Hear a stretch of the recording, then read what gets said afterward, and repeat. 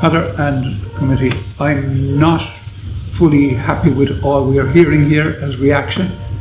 The reason we are here today in the Dail and not in County Hall is because the County Council is not the beginning and the end of all our solutions or potential solutions.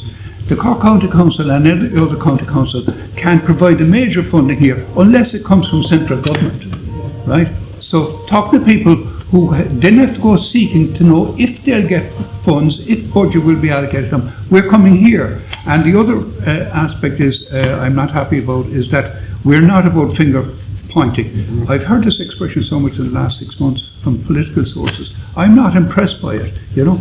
Things are not right. And if we don't look at them square in the face, they'll never become right. You know, this has happened before. We're 8 years between one flood and the other. And there was nothing, not one thing, happened on the ground materially between the two events. And so, if we're not to do finger pointing, what are we going to do? Well, go around in a circle? One of the major issues is that nobody has a sense of what an emergency is. When you have a road accident and the ambulance arrives and the paramedics come, they don't ask, have you private insurance? Well, gee, your leg is hanging off there, but I can't do anything for you, and they walk away. You know, or go to your doctor, he'll get your appointment in 2 years' time. They don't do that. The fire brigade doesn't wheel up to your house and say, is this house insured? And if it is so, we'll roll up our hoses and go away. You know, the fella in Yall going out on a paddleboard to save somebody drowning, he doesn't start asking questions. They are emergency services and they operate to the emergency.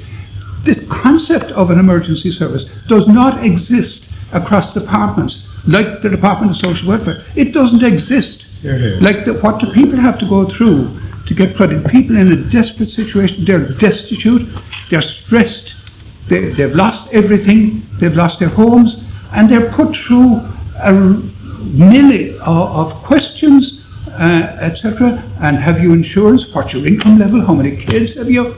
Etc. You know, it is outrageous. It's third world stuff. That's been there.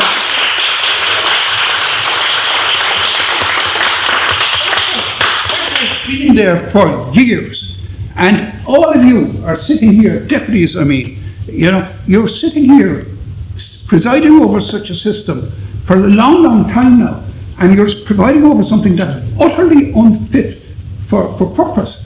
You know, that you have to, you know, if the ambulance men wouldn't ask you have you insurance and then go away if you have it, you know, but who is doing that? The Department of Social Welfare does that.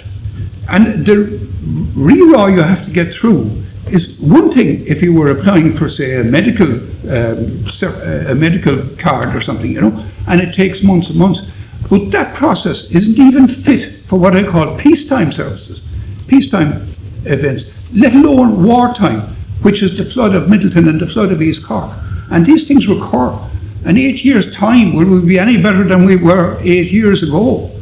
You know? So there must be a shift in when there's an urgency, that it's declared an emergency, it's declared a disaster, and they whip into mode and they start people out. You can see the videos, you can see which houses are damaged, and give them the funds, give them what they need, and give it now. Yeah. And it's an insult to them to have to go through the humiliating and the stressful period of months and months. Here we are 4 months after the flood, and almost nothing is resolved.